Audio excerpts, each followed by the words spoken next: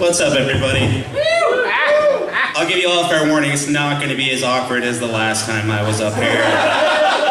There's going to be no nipple hair or chicks with mustache jokes, none of that. That's not going to be this time. In fact, I didn't actually intend on performing tonight, so we're going to just kind of wing this. But I noticed there's a lot of beards in this room. A whole lot of them.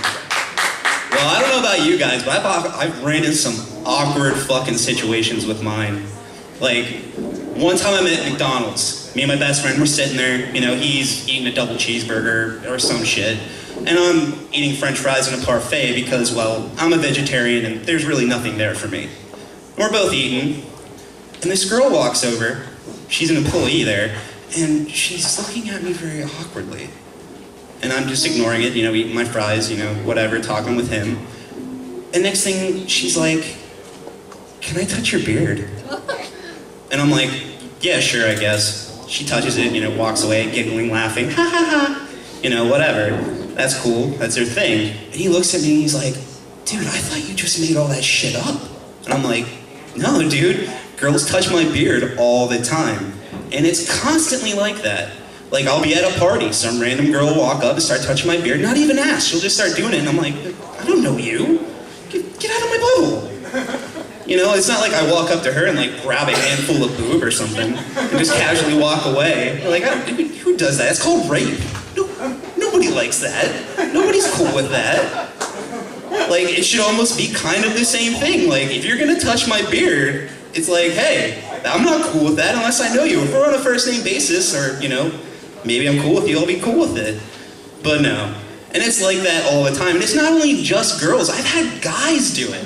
Random dudes. Just walk up, get in my bubble, start rubbing my beard, and I'm like, what is this? Should I wear like a sign? Like a shirt that says, "Please play with my beard"? But no, fuck that. I'm not gonna do that. Like, I was at this show in Philly a couple weeks ago, and I'm there, and I'm seeing all these young kids, had been like 18, 19 years old, all running around, and they're trying to grow beards, and they got some like curly mustache thing going on. And for like a split second, I thought about it, I'm like, maybe it's time to get rid of the beard. And then I'm like, no, I gotta stop thinking crazy, that's a stupid idea. No way, no, not gonna happen. But, you know, I love my beard, I've had it for so long now, it's been about a year almost, and I don't think I'd give it up. Loving it, loving the beard. Except for when I'm running, and then I don't like it too much. It's just gross and awkward. But another thing I want to talk about is how in this day and age, no matter what we do with social media, there is nothing we can do that we can escape like ex-relationships we've been in. Like, there's nothing you can do about it. You can like get on Facebook, you can block them, delete them, whatever. They're still gonna be there. Because as long as they're friends with somebody else, you're gonna see a post from them for something, for anything. And there's nothing you can do about it. But the other thing is also that in this day and age, we have things we like to talk about called dating websites. Yeah, it's a whole lot of awkward on there. Like, I got out of this long-term relationship, and one of the first things I did is I got on this dating website, and I was like, well, you know, let's try this and let's see what happens. And of course, the first thing it asked me is, list your interests. And I'm like, okay. So I'm like, beards, Cosby sweaters, video games, drinking the blood of the fallen, dead baby jokes. I was like, okay, let's see what happens here. Let's see what I get with this. And I got some real winners. And I'm like, you know, what am I gonna do with these people that I meet? And I met this one girl, we went out on a date, and, you know, we're just sitting there hanging out, you know, shooting the shit, talking about stuff, and comic books got brought into the equation, and she's like, "Daryl Hickson is so good in the Walking Dead comic books." Yeah. And it's taking all of everything I have inside of me not to just explode into a nerd rage, because I own all the comics, so the first thing I just want to do is just be like, he doesn't fucking exist, he's not in the fucking books. Have you actually read them? Have you actually even seen any of them?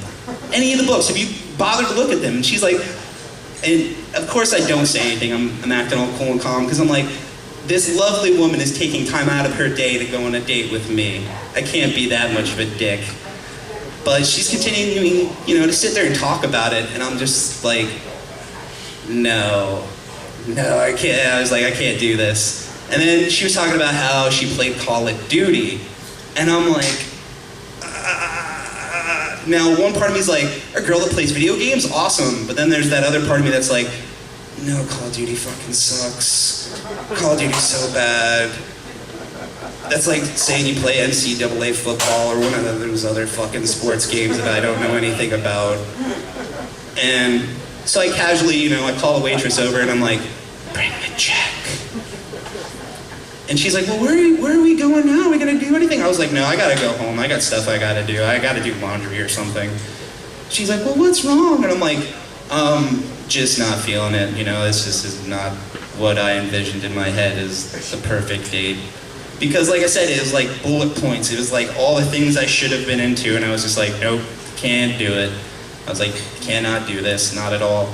But yeah, that's also like the dual-edged sword. You have to deal with those kind of things, because, the internet is fucking magic. If I want to see anything with like bad, like B horror movies, like that's the place to go. I'm like, I want to see Lemmy driving a boat, made out of a taxi, listening to Ace fucking Spades. Internet's gonna bring it to me. It's gonna be right there on YouTube. Here you go. I'm gonna love every goddamn second of it. But, like I said, it also has its dark side, that being, internet dating websites and Facebook and, what's that new one? Ello? Is that how you say it? Ello? Hello. See, I don't know. I have no idea. I didn't get my invite yet. I guess I'm not on the cool guy list. But, trying to think of what else I want to talk about. Kind of drawing a blank, didn't anticipate coming up here tonight. Oh, I got one.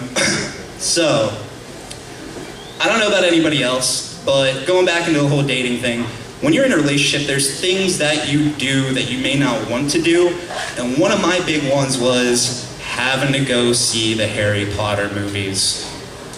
Oh my fucking god, I hate Harry Potter. I hate Harry Potter more than anything else on the goddamn planet. Like, the only good one, the only good Harry Potter movie is, what is it, Goblet of Fire? And that's because the dude from fucking Twilight dies in it. Guess what? Who's sparkling now, bitch? Not you. And when the movies were finally over and done with, I was like, oh, thank fucking God, it's done, it's over. So what happens a couple months ago, I get on my computer, just reading all the normal shit that I usually do, and what do I see? It's like J.K. Rowling to expand Harry Potter universe with adult novels, and I'm just like, fucking no! I was like, this is supposed to be done, it's supposed to be over! No more! And that's the thing, you would think with like all the nerdy shit I'm into that I would be all about Harry Potter. No, like I said, fuck that shit. If he wants a goddamn scar on his fucking forehead, I'll whip my dick out and put a fucking mushroom head scar on that shit, if that's really what he fucking wants. But, it's almost like to the point, like, we're gonna have to treat J.K. Rowling as like a bad fucking dog. It's gonna be like, wow, no more, just let it go. Even if you have children, because I don't know if she does, even if you have children, with all the books and the movies you've done, they are now never gonna have to, hold on, I'll get to you in a second. With all the stuff that you've done, they're never gonna have to work ever again. Just let it go, just let it, fuck you, Peter Jackson. We'll get to you in a minute about the fucking Hobbit and how that's kicking a dead horse. We'll get to you in a fucking second, but just no, stop, wow, and just shut her up. Just leave that shit go. The books ended, the movies ended, just drop it, just let it go. It's over, it's done. Drawing a blank, hold on. Okay, I got one. This is it, this is gonna be the last thing. Okay, so, why did the hippie drown in the lake? Nobody? 'Cause he's too far out, man. All right, that's it, I'm Stubbs.